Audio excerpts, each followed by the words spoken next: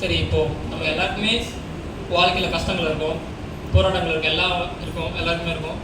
ஆனால் நம்ம என்ன பார்க்க போகிறோம்னா, நம்ம படுற அந்த வாழ்க்கையில் கஷ்டங்கள் வந்து எதற்கான கஷ்டங்கள்? உலக பிரகாரமான கஷ்டங்களா, உலகத்தை சார்ந்த கஷ்டங்களா, இல்லை பரலோகத்தை சார்ந்த? இப்போ எல்லாருமே வந்து பண கஷ்டங்கள் இருக்கும், இல்லை சொந்தக்கார மூலிமா கஷ்டம், இல்லை வேலையில் கஷ்டம், இதுமாதிரி எல்லாருக்குமே கண்டிப்பாக தான் சார் கஷ்டம் இருக்கும்.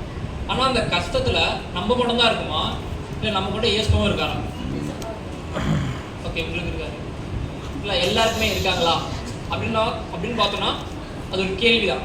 ஸோ இனி நம்ம என்ன பார்க்கணும்னா பாடுகள் பற்றி தான் பார்க்க போகிறோம். சரிங்களா? வாழ்க்கையில் எல்லாம் பாடுகள் பற்றி தான். கர்த்தர் செஞ்ச கர்த்தர் வாழ்க்கை நடந்த பாடுகளோ, நம்ம வாழ்க்கை நடந்த பாடுகளோ, அதை பற்றி நம்ம பார்க்க போகிறோம். சரிங்களா? தலைப்பு என்னதுன்னா ரொம்ப எளிமையாக எடுத்திருக்கேன் நான். சரிங்களா? ரொம்ப சீக்கிரமாக முடிச்சிடுவேன். என்னென்னா மனதின் ஒப்புக்கொள்ளுதலே, மனதின் ஒப்புக்கொள்ளுதலே பாடுகளின் முடிவு. மனதில், சரிங்களா, நம்ம மனசில் ஒரு இது நம்ம ஒப்புக்கொண்டோம்னா, இப்போ எக்ஸாம்பிள் இப்போ பைக் வாங்குறோம், இல்லை ஒரு வீடு கட்டுறோம்னா, லோன் போட்டு வாங்குறோம். நமக்கு தெரியும் லோன் போட்டால் அந்த வீடோட இப்போ 10 லட்ச ரூபா வாங்கினா 10 லட்ச ரூபாய்க்கு மேலே தான் நம்ம கட்டணும்னு எல்லாருக்குமே தெரியும். ஸோ நமக்கு அது கஷ்டம் தெரிஞ்சு என்ன பண்ணுறோம்னா, நம்ம என்ன பண்ணுறோம், நமக்கு வீடு வேணும், இல்லை ஒரு சொந்தமாக வீடு கட்டணும் ஆசை நமக்கு. ஸோ என்ன பண்ணுவோம், அந்த கஷ்டத்தை நம்ம என்ன பண்ணுவாங்க, கண்டிப்பாக ஏற்றுப்போம். 10 லட்ச ரூபா வீடு கட்டுறோம்னா அதுக்கு மேலே தான் என்ன பண்ணுவோம், லோன் நம்ம கட்டுவோம். ஸோ இது என்னன்னா மனதின் ஒப்புக்கொள்ளுதலே பாடுகளின் முடிவு. இந்த நாளுக்கு நான் இன்னொரு என்ன பேருனா, இந்த குட் ஃப்ரைடே வந்து என்னதுன்னா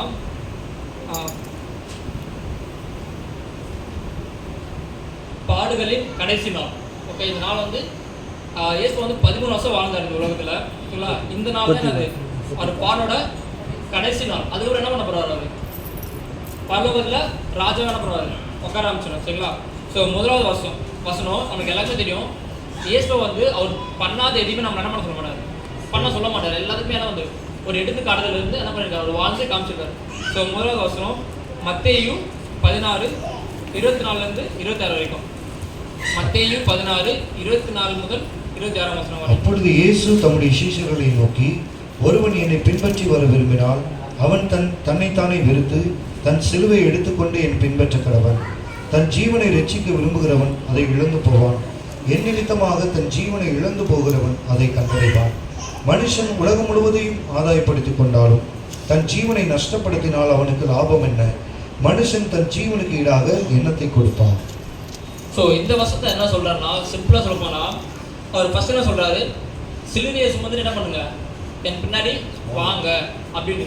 ஸோ இப்போ நம்ம பார்த்தோம்னா நம்ம வாழ்க்கையில் எல்லாத்துக்குமே கண்டிப்பாக கஷ்டம் இருக்கும். நான் என்ன சொல்கிறேன்னா, அந்த கஷ்டத்தை நம்ம மட்டும் சுமக்காம நம்ம என்ன பண்ணணும், அந்த கஷ்டத்தை கர்த்தரோட என்ன பண்ணணும், ஒரு வாட்டி நம்ம பகிர்ந்துக்கணும் அவர் கூட. சரிங்களா? நம்ம என்ன பண்ணுறோம், நம்ம கஷ்டத்தை நம்ம மட்டும் தான் சுமக்கிறோம்.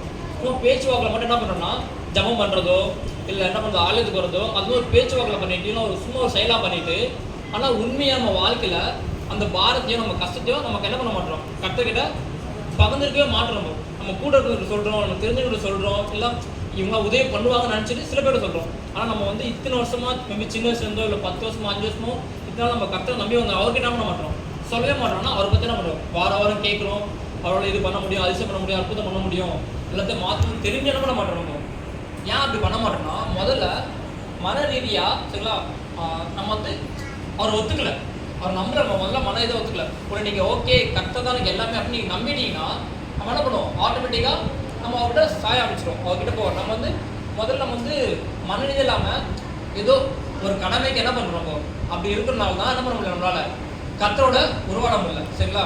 இப்போ என்னன்னா, இப்போ நீங்கள் வந்து உங்கள் பாரத்தை உங்கள் கஷ்டத்தை நீங்கள் சுமக்க ஆரம்பிச்சிட்டிங்க, கர்த்தரை நம்பி நீங்கள் சுமக்க ஆரம்பிச்சிட்டிங்கன்னா அடுத்தவர் என்ன சொல்ற 55ஆம் அதிகாரம் 22ஆம் வசனம். சங்கீதம் 55:22. கர்த்தர் மேல் உன் பாரத்தை வைத்து விடு, அவர் உன்னை ஆதரிப்பார், நீதிமானை ஒருபோதும் தள்ளாட விட்டார். இங்க பாத்தீங்கன்னா நம்ம வந்து பாரத்தை நம்மளா சுமக்கிறோம். இங்க என்ன சொல்றாங்கன்னா, நீங்க சுமக்க ஆரம்பிச்சிட்டீங்கன்னா என்ன பண்ணுறோம், கர்த்தர் வந்து என்ன சொல்றாரு, நீங்க எப்போ நீங்க சுமக்கும் போது தான் என்ன பண்ணுவார், அவரு கீழே இறக்கி வைக்க சொல்லுவார்.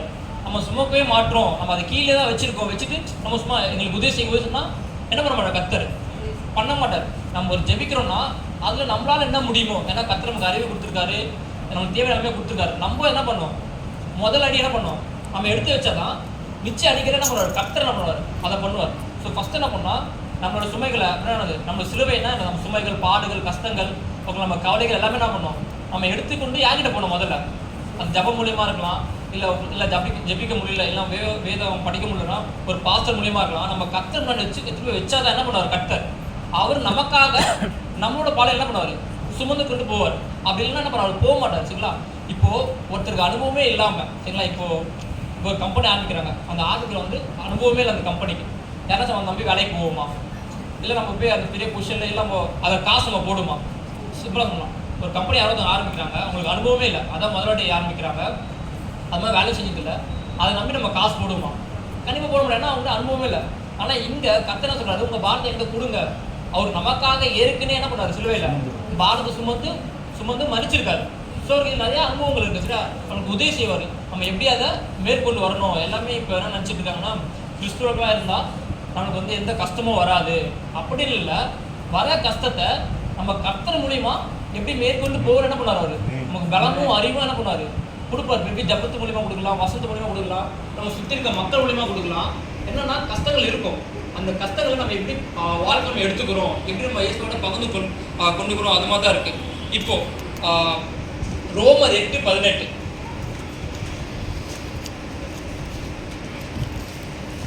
ரோமர் 8:18 ஆதலால் இக்காலத்து பாடுகள் இனி நம்மிடத்தில் வெளிப்படும் மகிமைக்கு ஒப்பிடத்தக்கவைகள் அல்லவென்று எண்ணுகிறேன். இவங்க என்ன சொல்றாங்க, இப்போ நம்ம படுற பாடுகள், சரிங்களா, எந்த மாதிரி பாடுகள்னா உலக ரீதியாக வர பாடுகள் இல்லை. சரிங்களா? இப்போ நம்ம படுற பாடுகள் வந்து வரப்போகிற மகிமைக்கு ஒப்பானது இல்லை. இப்போ உலக ரீதியாக படுற பாடுகள் எதுவுமே இல்லை, கர்த்தர் மூலியமா இல்லை, கர்த்தர் கூட உருவாடி நம்ம படுற பாடுகள்.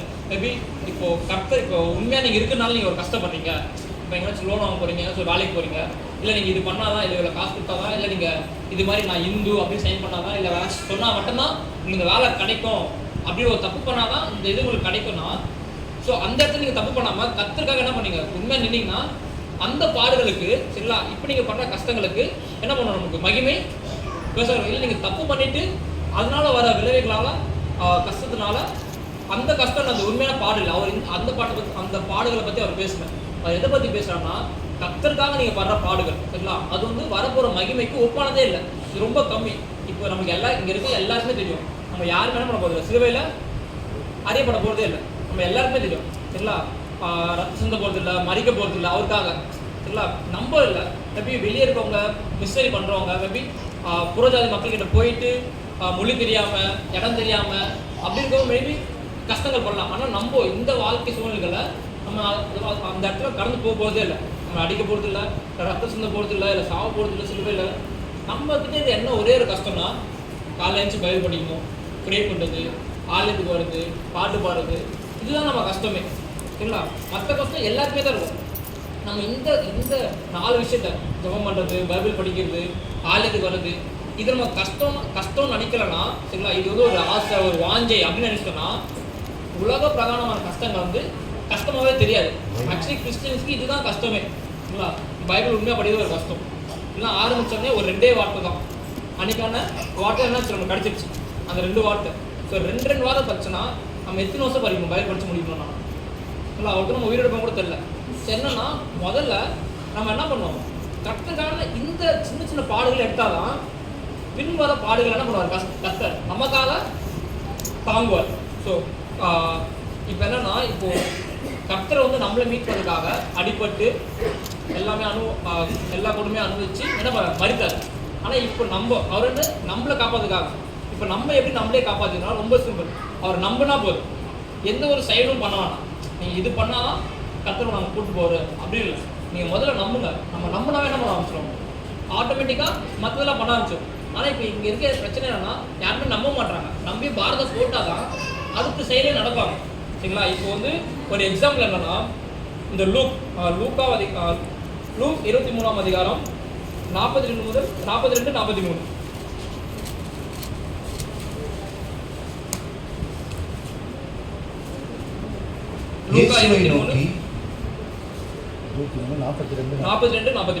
இயேசுவை நோக்கி, ஆண்டவரே, நீர் உம்முடைய ராஜ்யத்தில் வரும்போது அடியேனை நினைத்தருளும் என்றார்.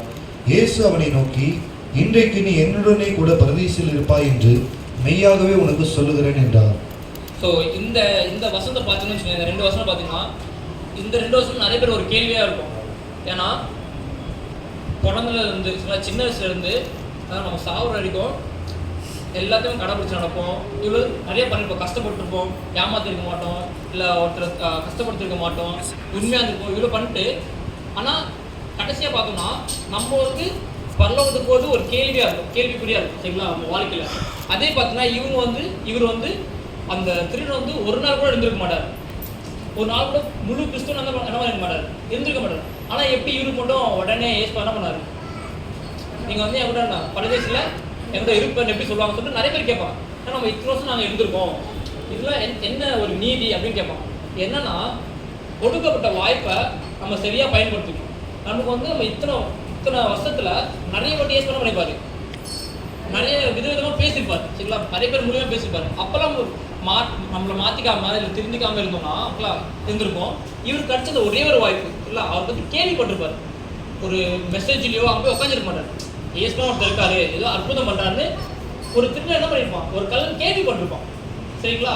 இப்போ அவர்கிட்ட அதிகமாக காசு இருந்துச்சுன்னா அவர்கிட்டே கூட போயிருப்பாங்க, திருடத்துல கேள்விப்பட்டிருப்பாங்க. ஆனால் அதை எங்கே பயன்படுத்தினாங்க, அந்த ஏஸ்மாவை மீட் பண்ண ஒரே ஒரு வாய்ப்பு தான் கிடச்சி, ஏஸ்மா சந்திக்க. அந்த இடத்துல அங்கே என்ன பண்ண அந்த சந்தர்ப்பத்தை பயன்படுத்திக்கலாம். ஸோ நம்மளுக்கு கிடைச்ச வாழ்க்கை நம்ம பயன்படுத்தணும்னா இப்போ என்ன பண்ணி நம்ம ஆசீர்வதிக்கப்பட்டவங்களாம் மாறிட்டு இருப்போம் சரிங்களா. இப்போ பார்த்தீங்கன்னா நிறைய மந்திரவாதிகளாக பார்த்துருப்பீங்களா, டிவியில் பார்த்துருப்போம், நேரில் பார்க்கலாம், டிவியில் பார்த்துருப்போம். யாருனாச்சும் காரு, பெரிய பெரிய வீடு அப்படி நம்ம பார்த்துருப்போமா, ரொம்ப பெரிய முடி அழுக்காக இருக்கும், ஒரு துணி போட்டுருப்பாங்க, நிறைய மாலை போட்டுருப்பாங்க, இப்படிதான் இருக்கும். ஏன் அவங்க மந்திரவாதிக்கு தானே நச்சு நிறைய காசு எடுத்துருவாங்க, ஏன் எடுத்துட மாட்டாங்க? ஏன்னா அவங்களுக்கு தெரியும் இந்த உலக விஷயம்னா என்னது ஒரு பொருட்டே இல்லை. நான் சொல்லுங்களா, நீங்கள் காரில் அவளை எதிர வரலாம், ஆனால் அந்த அவங்களுக்கு தெரியும் இதெல்லாம் ஒரு பொருட்டே இல்லை அப்படின்னு. ஆனால் நம்மளுக்கு வந்து ஒரு வேத புஸ்தகமே இருக்குது, படிக்கிறது எல்லாமே இருக்குது. ஆனால் நல்லது நம்ம எதை நம்பி போகிறோம், உலகத்தை நம்பி போகிறோம். ஸோ பாடுகள் நம்ம வாழ்க்கையில் பாடுகள் நம்ம மட்டும் சுமக்காமல் கர்த்தரை கூட இந்த 4 விஷயம் சரிங்களா, ஜபம் சரிங்களா, பைபிள் படிக்கிறது, நாலேஜ் வருது, அவர் உண்மையாக தேடுறது, இது இருந்தாவே என்ன அது நம்ம வந்து வாழ்க்கையில் நம்ம பாடுகளை கர்த்தர் எப்படி கர்த்தர் இருக்கும்போது அவரோட பிதா இருந்தாலும் சரிங்களா, சாகும் போதுன்னா அவர் வந்து அவர் திரும்பி பார்த்துக்கலாம் சரிங்களா, விட்டு போயிருக்கலாம். ஆனால் அவரை பிறந்ததுலேருந்து கர்த்தர் சாகிற வரைக்கும் என்ன பண்ண பிதா அவர் கூடியே தான் இருந்தார். இவர் ஜபம் பண்ணார் சரிங்களா, செய்திகள் நிறைய சொன்னார். அதே மாதிரி நம்ம பாடுகளை அவரோட ஜபம் மூலியமாவோ இல்லை ஒரு வேத வசனம் மூலியமாவோ இல்லை என்ன 2 பேரும் முடியல படிக்க முடியலன்னா ஒரு பாச மூலியமாக நம்ம வந்து கர்த்தரை என்ன பண்ணுவோம் சொல்லிட்டே இருந்தால் கண்டிப்பாக கர்த்தர் நம்ம நம்ம கூடயே கடைசி வரைக்கும் அவங்க கூட இருப்பார் சரிங்களா. ஸோ இங்கன்னா நம்மளுக்கு கிடைக்கிற அந்த ஒரு வாய்ப்பை கர்த்தருக்காக அந்த நம்ம வர பாடுகளை நம்ம மட்டும் உலக காரியமாக பாடுகள் படாமல் அந்த பாடுகள் வந்து அந்த கர்த்தரோட சேர்ந்து உறவாடி என்ன பண்ணுவோம், நம்ம இருக்கும்போது கர்த்தரோட ஆசீர்வாதம் கிடைக்கும். அதே சமயத்தில் கர்த்தர் கூட அவர் ராஜ்யத்தை என்ன பண்ண முடியும், நம்மளால உறவாட முடியும். நம்ம பாடுகளை கர்த்தருக்கு முன் வைத்து அவர் நாம மகிமைப்படுத்தும்படி வாழ வாழ்வோமாக. ஆமென்.